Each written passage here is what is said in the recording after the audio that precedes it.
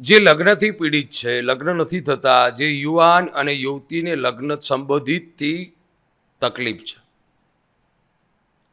અત્યારે 32 34 વર્ષ થઈ જાય, મહારાજ અમારા દીકરાના કે દીકરીના લગ્ન થતા નથી, એ આ વિડીયો છેક સુધી જોજો, આ કથા છેક સુધી જોજો, અને જે કહું એ ઉપચાર આ શ્રાવણ અધિકમાં અને શ્રાવણ માસમાં કરજો.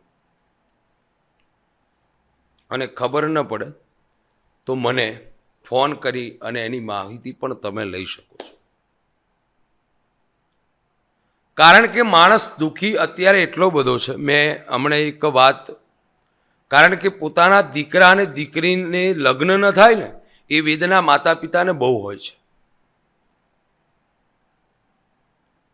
હમણાં એક સૌરાષ્ટ્રમાંથી થોડા 2-3 દિવસ પહેલાં મારી ઉપર ટેલિફોન આવ્યો અને એ માતા એટલું બધું રડ્યા કે મહારાજ મારી પાસે શું નથી, વાડી છે, ગાડી છે, લગ્ન યુગ માટે મુહૂર્ત્યો, મારો દીકરો આટલું બધું ભણ્યો છે છતાં પણ મારા દીકરાના લગ્ન થતા નથી, એથી પીડિત હોય છે.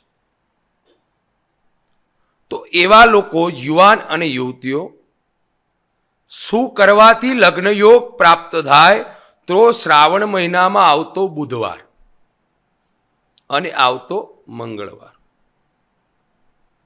અધિક શ્રાવણ અને ભગવાન શ્રાવણ મહિનો, આ વખતે અધિક પણ છે શ્રાવણમાં, તો બુધવારે ભગવાન શિવજીને અને મંગળવારે ભગવાન શિવજીને આ રીતે પૂજા કરજો તો તમારો લગ્ન યોગ પ્રબળ બનશે. લગ્ન સંબોધિત એ બતાવ્યું છે કે તમે લગ્નથી પીડિત છો, તમારી પાસે સંપદા છે અને લગ્ન થતા નથી.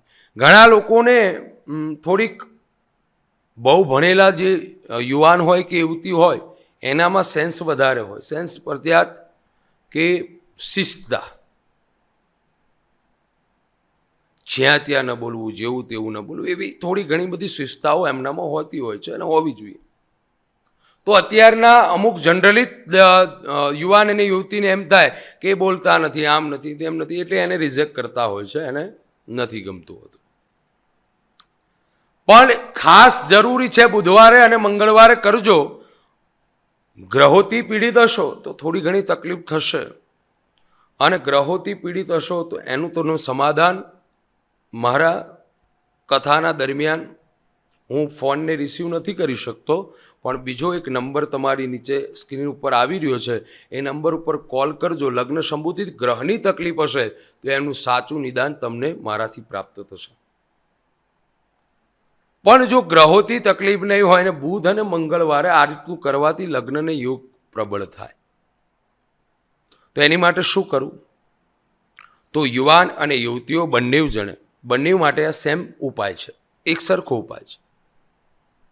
અગાઉ ઘણી બધી કથાઓ તમે જાણી હશે. તો સવારમાં જાગૃત થઈ શુદ્ધ સ્નાન આદિ કર્મ પતાવ્યા બાદ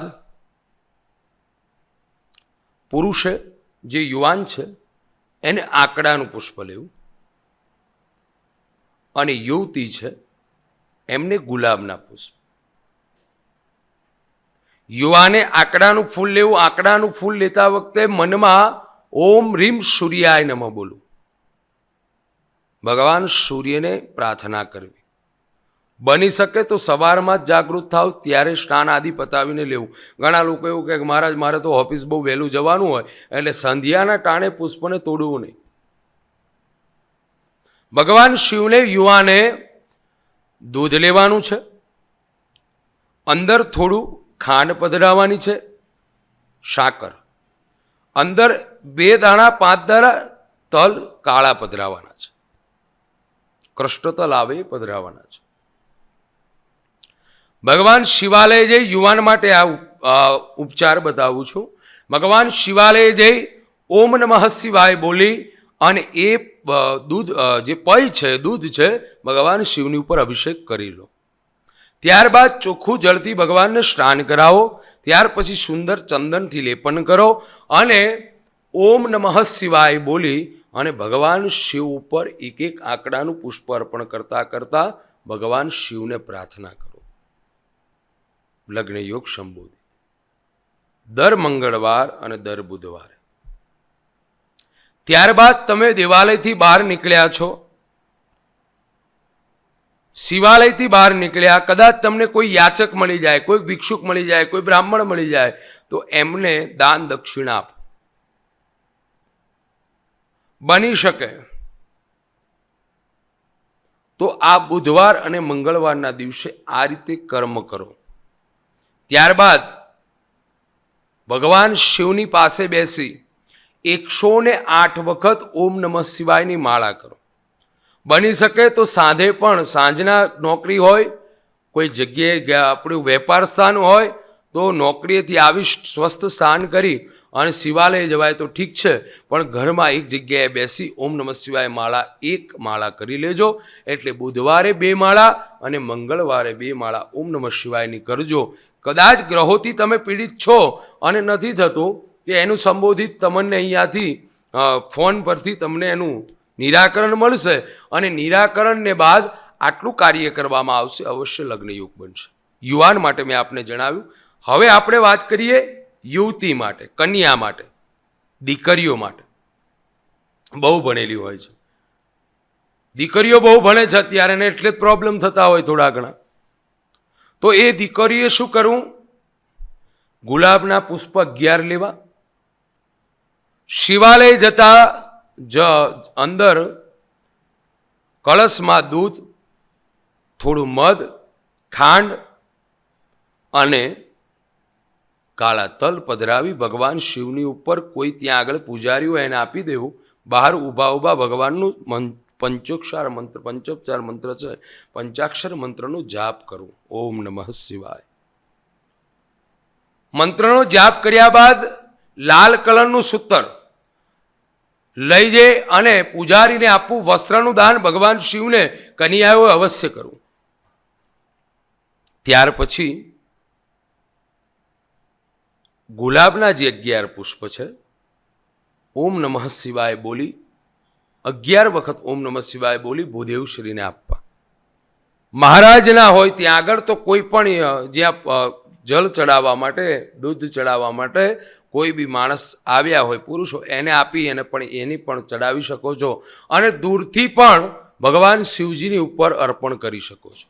આ રીતે નહીં અર્પણ કરવાનું, દૂરથી આ રીતે ભગવાન શિવની ઉપર અર્પણ તમે કરી શકો છો. આમ તો આપણા શાસ્ત્રમાં બતાવ્યું છે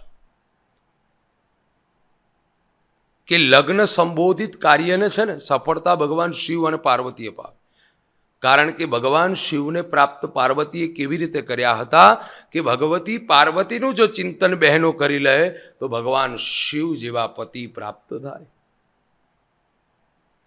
તો કન્યાએ આ પ્રમાણે કરવું. ઓમ નમઃ શિવાય ની જાપ કરવા. અને બીજો મંત્ર એમની માટે ઉત્તમ છે, ઓમ રીમ ઉમા મહેશ્વરાભ્યામ નમઃ. ફરી આપણે એકવાર જણાવું છું, ઓમ રીમ ઉમા મહેશ્વરાભ્યામ નમઃ. આ મંત્ર 108 વખત સવારે, 108 વખત સાંજે, મંગળવાર અને બુધવાર આ કરવામાં આવશે. અવશ્ય તમારા જીવનમાં લગ્ન યોગ પ્રબળ બનશે અને સારી જગ્યાએ તમારા વિવાહ થશે. તમારા માતા પિતાને જે કોઈ તકલીફો છે એ તમારી માનસિકતાઓ એમને શાંતિ મળશે અને યોગ્ય સ્થાને તમારા વિવાહ અવશ્ય ભોળાનાથ કરાવશે. તો આ રીતે કાર્ય કરજો.